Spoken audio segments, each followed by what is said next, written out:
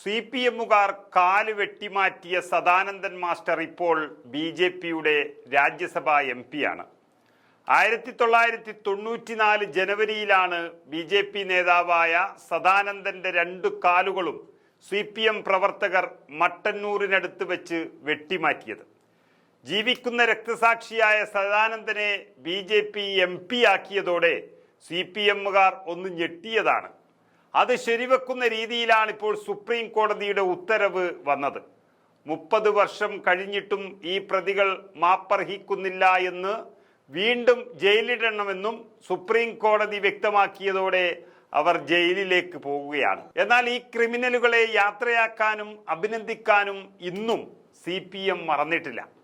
ഇങ്ങനെ കൊലപാതകവും അക്രമവും നടത്തി പാർട്ടി ക്രിമിനലുകളെ മാലയിട്ട് സ്വീകരിക്കാനും ചേർത്തു പിടിച്ച് യാത്രയാക്കാനും അതേ ക്രിമിനൽ മനസ്സുള്ളവർക്ക് മാത്രമേ സാധിക്കുകയുള്ളൂ. അതാണ് ഇവിടെ ശൈലജ ടീച്ചറും ചെയ്തത്.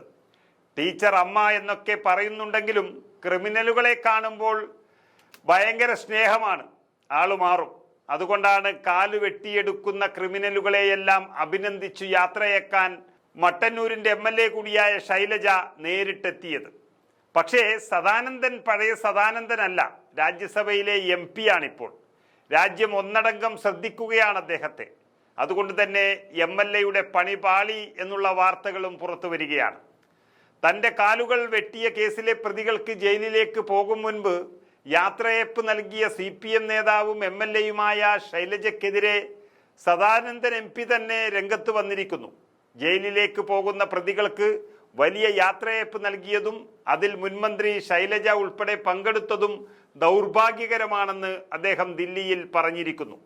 MLA എന്നുള്ള നിലയിൽ ശൈലജ അങ്ങനെയൊരു ചടങ്ങിൽ പങ്കെടുത്തത് ദൗർഭാഗ്യകരമാണ് എന്നത് ഉറപ്പിച്ചു പറയുകയാണ് BJP നേതൃത്വം. അത് സമൂഹത്തിന് തെറ്റായ സന്ദേശമാണ് നൽകുന്നത്.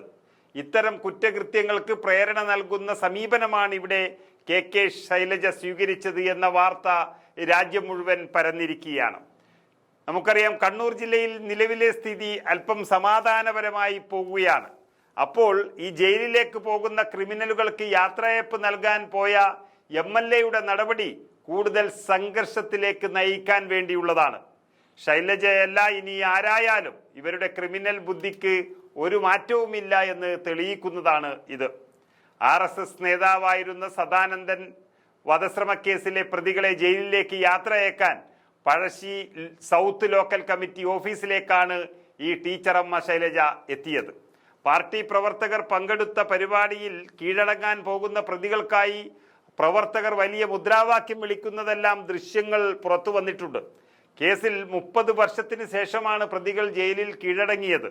CPM-കാരായ 8 പ്രതികളെയാണ് വിചാരണ കോടതി ശിക്ഷിച്ചത്. ശിക്ഷാവിധിക്കെതിരെ പ്രതികൾ സുപ്രീം കോടതിയെ വരെ സമീപിച്ചെങ്കിലും അനുകൂല വിധി ഉണ്ടാകാത്തതാണ് ഇപ്പോഴത്തെ യാത്രയയപ്പ്. ഇത്രകാലം കേസിൽ അപ്പീൽ നൽകി ജാമ്യത്തിൽ കഴിയുകയായിരുന്നു അവർ.